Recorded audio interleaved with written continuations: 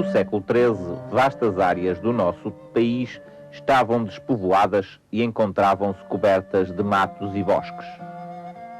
A distribuição da população era muito desigual devido às características geográficas e ao processo de reconquista. Assim, a população, que na época seria cerca de 1 milhão de habitantes, encontrava-se essencialmente no norte e no litoral do país e era predominantemente rural. Existiam, contudo, algumas cidades importantes. No norte, Braga, Porto e Coimbra. No sul, Lisboa, Santarém, Évora e Silves. Por direito de conquista, o território pertencia ao rei. No entanto, grande parte dele foi sendo doado a nobres e a membros do clero. Como se explica esta situação? Os nobres e o clero tiveram um papel muito importante na conquista e formação de Portugal. A guerra era então uma atividade permanente e nessa época a cavalaria e o pesado armamento eram essenciais. As táticas de guerra envolviam combates a cavalo, com guerreiros defendidos por poderosas armaduras de ferro. A compra do cavalo e do armamento implicava pesados custos e o seu manejo exigia grande treino e perícia. Estas condições favoreceram a formação de um grupo social especializado na atividade guerreira, a nobreza.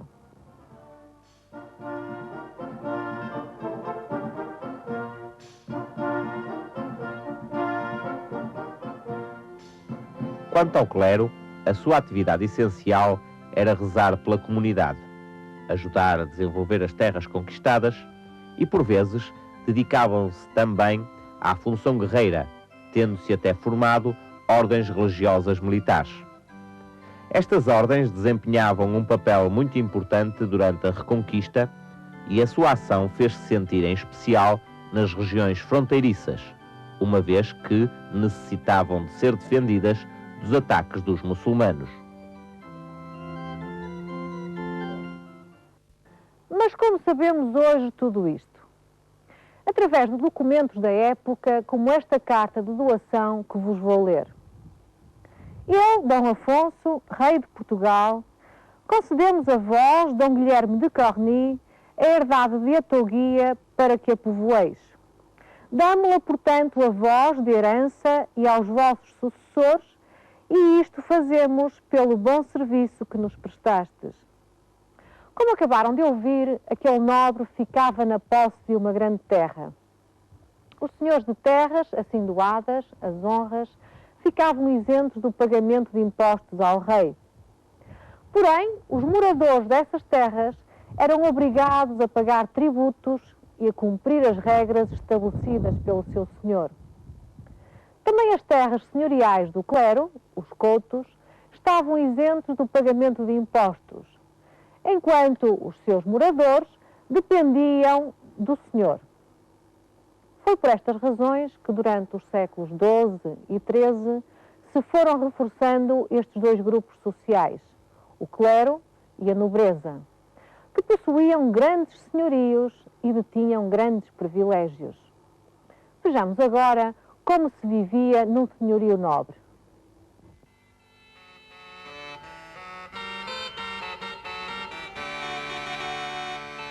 O senhorio compunha-se geralmente de terras onde se cultivavam cereais, vinhas e pomares e de grandes extensões de pastos e bosques.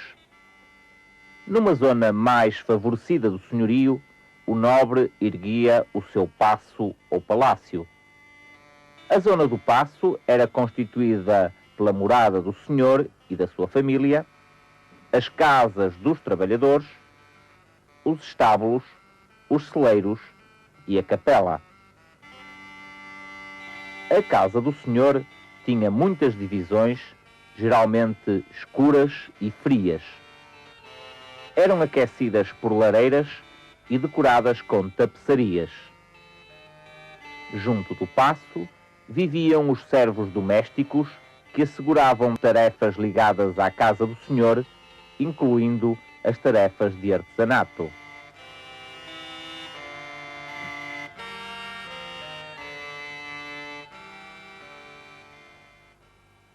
Estes servos não possuíam terras.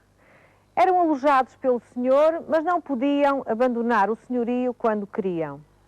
Também o cultivo das terras do senhor era assegurado por servos e homens livres. Os servos estavam ligados à terra, impedidos de a deixar. Pagavam ao senhor uma renda proporcional à produção do ano em serviços, a que se chamava geiras, ou em produtos. Eram muitas as obrigações a que estavam sujeitos os moradores dos senhorios. Vamos ouvir. Os moradores darão 1/5 do pão, do linho, dos legumes, dos alhos e cebolas. Plantarão vinhas e após o 3º ano darão 1/6 do vinho. Mais um frango pelo São João. E darão pelo Natal uma fogaça de 2 alqueires, um bom galo e 10 ovos. Na Páscoa, um bom frango, uma fogaça de 1 alqueire e um cordeiro. Da caça darão lombo e do urso 2 patas.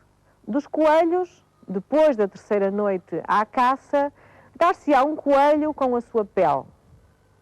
Os pescadores darão 1/10. Ferreiros e outros artesãos darão 1 soldo de foro. Quem tiver animal utilizado em carretos, dê 1 dia de trabalho. No entanto, nem sempre estas obrigações eram cumpridas. Quando eram cometidas infrações pelos moradores do senhorio, era o senhor que exercia justiça e aplicava as penas. Só nos casos muito graves se recorria à intervenção do rei, quando a pena prevista para o crime cometido fosse a pena de morte ou o corte de membros.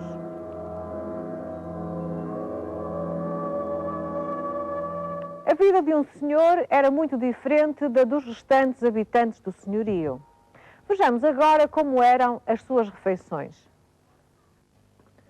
Os nobres, em regra, faziam 2 refeições por dia. O jantar entre as 10 e as 11 da manhã e a ceia entre as 6 e as 7 da tarde. A comida era muitas vezes posta em cima de grossas fatias de pão, que no final da refeição eram dadas aos mendigos ou lançadas aos cães. Alimentavam-se especialmente de carne. A caça era abundante nos matagais e nas coutadas, terras que os membros da nobreza e do clero reservavam para a criação de animais bravios. Comiam ainda aves domésticas, cabritos, porcos e vitelos. O peixe, o marisco, a baleia e a lampreia faziam parte também da sua alimentação. O vinho acompanhava as refeições juntamente com o queijo, a manteiga, os ovos, as frutas e os doces. As refeições dos servos eram muito diferentes. Eram constituídas por caldos de legumes com cereais. Raramente, estes comiam carne ou peixe. Como viste, a guerra era a principal atividade da nobreza.